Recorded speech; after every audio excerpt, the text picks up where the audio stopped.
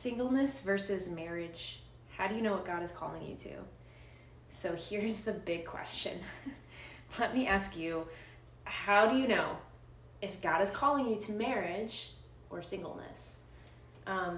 This is something I've wrestled with, and for some people, it's crystal clear.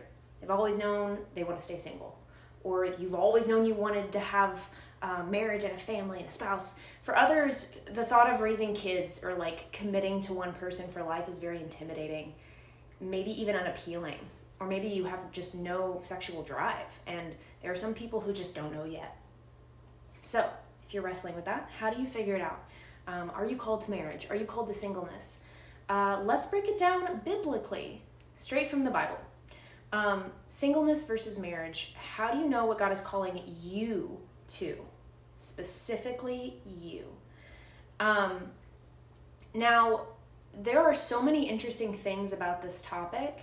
A lot of people say it just comes down to sex drive. I have to disagree. In the Bible, it's very clear that God is sovereign. So when we're talking about just looking at Bible verses, some people cut out God in all of it, and they just look at circumstances within the Bible. But I want to shift focus to God in this through the Bible, and not just looking at verses circumstantially or evidence-wise. Let's look at where God is. So let's break it down. The sexual desire first. This is a God-given indicator, and the Bible is very practical about this question.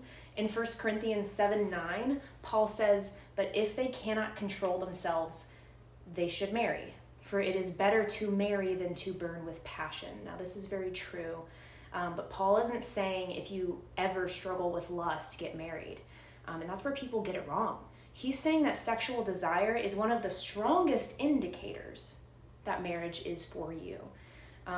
But if you're constantly battling sexual temptation, feeling a strong desire for intimacy with a spouse, or struggling with lust, marriage might be likely in your future, but you need to deal with that because it could ruin your marriage.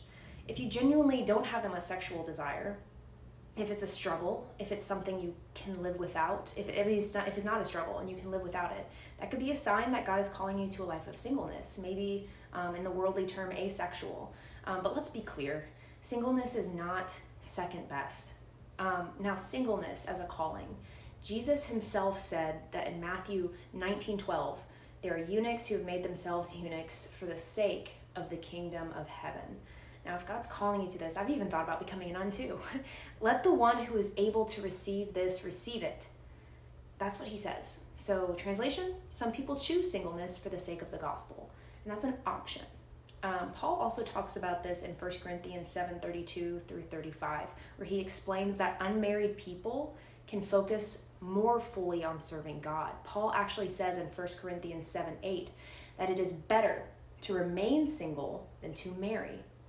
Not that it's easier, not that it's harder, but because marriage requires sacrifice. It forces two people who are flawed, different, and still growing to love, serve, and forgive each other daily as daily sacrifices with one another. If you're someone who doesn't have strong desires for sex or marriage, and you feel called to dedicate your life fully to serving God, singleness might be his plan for you. But before you decide, there are factors to consider. The Christian purpose of marriage is more than just love. Marriage isn't just about love and companionship and sex. It's a covenant. It's a serious, God-ordained commitment, and it's actually one of the clearest pictures we have on earth of Christ's love for the church. He laid down his life for the church. Ephesians 5:25 says, "Husbands, love your wives, just as Christ loved the church and gave himself up for her." That's a huge calling. This is why marriage is so important. It's a reflection of the gospel itself. Christ died for the church. Marriage teaches us commitment. Men are called to be willing to die for their lives. Forgiveness, sacrifice, and unconditional love is, think about this. How can one truly learn kindness if their spouse is flawless? How can love be cultivated without the chance to express it?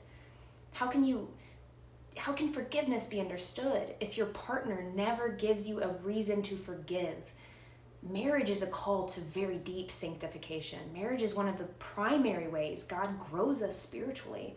It forces us to become less selfish. It teaches us to love deeply. It pushes us to reflect Christ's character in real, everyday life. So, yes, Paul was right. It's easier to remain single. Marriage is a way that God matures us, sanctifies us, and reflects his kingdom on earth. Moreover, marriage in the Christian faith is a physical representation of Christ coming back. But we can't just rely on sex because the marriage will fall apart. And this is a picture of Christ uniting with the church in a grace-filled covenant. It's hugely significant because as Christians, we believe that when that day comes, when Christ comes back, there will be no more death. There will be no more sorrow. We will be united with our Lord and Savior forever. We will never have to experience this world's hunger, pain, grief, or hardships because we now are living in eternity with him, with perfection. He's conquered sin and darkness. And right now we live in a sinful world where we ourselves are sinful because we are separated from God by our own sinful choices. He gives us free will. We're not perfect and no one is. Immaturity versus calling is now the next topic, and we have to be honest. A lack of desire for marriage isn't always a calling. It can also be immaturity. Some men and women say, I don't want to get married because I don't like the responsibility, or kids are annoying. You don't have to have kids, but or you don't even want kids, or you don't want to lead a household.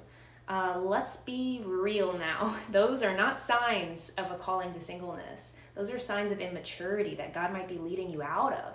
Biblical manhood is about taking responsibility, growing in maturity, and learning to lead. Wives learning to submit, whether you're single or married. That's why it's so important to pick the right person. 1 Corinthians 13:11, Paul says, when I was a child, I talked like a child. I thought like a child. I reasoned like a child. And when I became a man, I put off the ways of childhood behind me. If fear, avoidance, or selfishness is driving your reluctance toward committing to a person who's going to be ultimately flawed, that's a heart issue, and it needs to be addressed. It doesn't mean you have to get married, but it does mean that you need to grow into the godly man or woman that God is calling you to be. So navigating this decision, so how do you know? How do you know if you're truly called to singleness, or avoiding marriage out of fear, or just wanting what you cannot have? Here are some questions to ask yourself. Do you have a strong desire for marriage or family? If yes, then marriage is likely in your future, and you can pray to God to take that feeling away from you. If not, do I have a strong sex drive and need to control it? If yes, marriage is a good biblical way to do so as long as you're not struggling with sex addiction, which you need to get out of before you enter a marriage. Next, do you feel called to undistracted ministry? If so, singleness may be in your calling. Am I avoiding marriage out of fear or immaturity? If yes, that's something you need to work through in prayer. So no matter what the goal is, it's not just marriage or singleness, it's obedience to God and trusting him.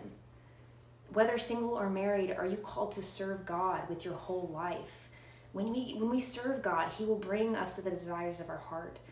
And here's the call.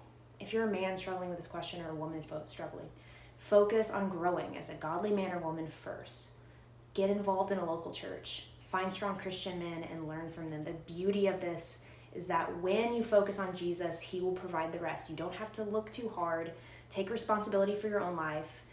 Get a job, grow in discipline, and start living with purpose is what we need to do. Just pursue godliness, and he will grow those things. Whether single or married, holiness is the goal.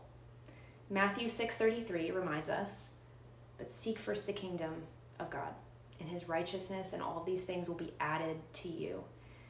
So, if God is calling you to a marriage, he will prepare you for it. If he is calling you to singleness, he will give you the grace to walk in it and enjoy it. But the first step is this: become the man or woman God has called you to be. Everything else will follow. We can rest in him. So where are you standing? Are you called to marriage, singleness? Are you still unsure? I'd love to hear your thoughts. Let's talk about it in the comments. One thing I really want to leave you with is, if you feel like you're just maybe supposed to be single for the rest of your life just because you haven't found someone yet, pray to God right now. If you're struggling with that loneliness, I'm going to make a new video soon all about this. But if you're struggling with this, pray to God. Fall to your knees right now. Ask God for a promise. Ask God to show up in that loneliness right now. Ask God to show up. Where is Jesus through the disappointments? And when we look for God in the disappointments, you will find him. I promise you that. You will find him, and he will make this season enjoyable for you. I'm going through heartbreak right now, and God has done so much, because when you put your focus on Jesus, just focus on Jesus, he'll take you out of sin that's been enslaving you. He will give you blessings, little blessings every day. Like, look for him in the little things. Philippians 4:6-7. Do not be anxious about anything, but in every situation, by prayer and petition, with thanksgiving, present your requests to God, and the peace of God, which transcends all understanding, will guard your hearts and minds in Christ Jesus.